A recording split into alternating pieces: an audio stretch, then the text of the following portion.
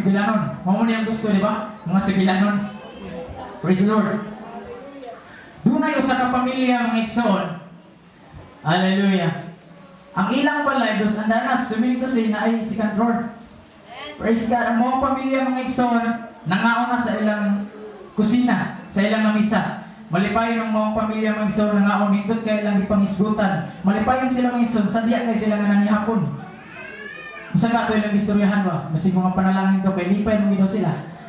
Pero sa second floor mga igsoon sa ilang kwarto, dunay isa ka anak 5 years old na edad og 5 anyos mga igsoon nga natulog dito sa babaw sa kwarto sa second floor. Siya ra isa mga igsoon.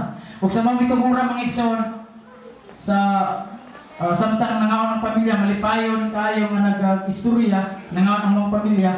Dunay usa ka butang nga wala nila damha nga nahitabo. Kisa bagay bay magtahom ang mga butang mga kitabo sa atong kinabuhi nga wala pud biya. Wala laing makabalong igsoon sa unya kundi ang Dios lamang. Praise the Lord, hallelujah. Oga. Dunay usa ka butang nga nahitabo nga wala nila damha mga igsoon. Ngadin ang ilang second floor sa balay nagkahinay nga sa pagkasunog. Praise God, hallelujah. Ug sa dali mikanan ang maong kalayo mga igsoon, dili na makahimo sa mama o papa nga mosakas taas para i-rescue ang ilang anak. Kung sa gihimo sa pamilya mga igsoon, gisud-ong og nang gawas. Nigawas sila mga igsoon. Praise God. O gilibot nila ang ilang balay mga igsoon. Gilibot nila ang balay. Nadunggan man nila ang hilak sa bata. Gilibot nila ilang balay. Basig maliili nila mga igsoon. Ang bata mga igsoon nasa babaw, nasa bintana. Abri ang bintana mga igsoon. Hallelujah. Naklaro sa amahan ang iyang anak ngadto sa babaw. But sad to say, ang anak wala nakaklaro sa iyang papa sa ubos. Kung sa'y naklaro sa bata ang igsoon, kalayo raw mga aso. Wala niya nakita ang iyang papa. Pero kung sige ingon sa papa, ingon ang papa nga to sa anak, anak! Ambak! Naadri si papa sa alunti ka. Uy, nakadungog ang anak sa tingog. Praise God, niya na ang anak. Kung muambak ko, wala ko kabalo asa kumutog pa ni. Pero sa uwa ko kabalo, kung asa si papa, uwa ko kabalo kung asa kumubintani. Pero salamat na lang nakadumog ko siyang tingog. Sa mga duhan, ingon ng papa, anak! Ambak! Kay naadili si papa, salunte ka. The word trust mga igsoon, gisulayan ang mga bata.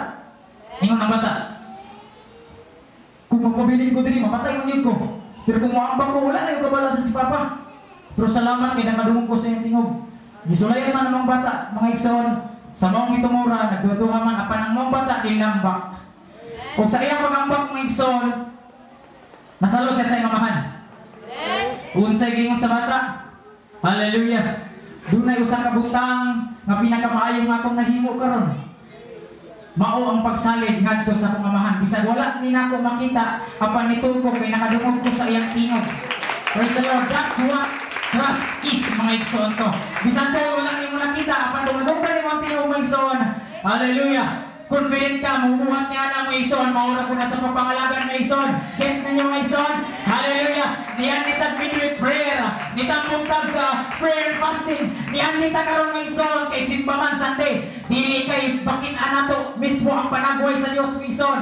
Niyan nita dili tulong ang tanawon ang panagway sa Dios. Apan niini ng simbahan mga igsoon, doon ay pulong sa Dios mga igsoon nga mao kini tingog sa Dios. Ug mao kini mismo ang atong luwi ni Dios. According to John 1:1 mga igsoon, hallelujah. Atong palakpakan ang Dios mga igsoon, hallelujah.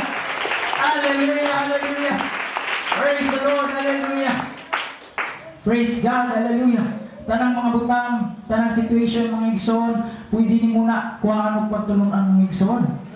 Praise God, kung wala may situation diri sa kalibutan nga wala may sulat sa Biblia mga igsoon. Nagduta niya na ang igsoon. Mo nang unsa ka importante ang pulong sa Dios, bisan tuod wala nato makita ang Dios, apan naay ang pulong. Ako dito John 1:1 sa sinugdan mo ang pulong ug ang pulong uban sa Dios o ang pulong mao ang Dios. Amen. Klaro ka ang pulong sa Dios mga igsoon. Sa makausa pa, pwede ba atong palakpakan ang Dios? Praise the Lord, hallelujah.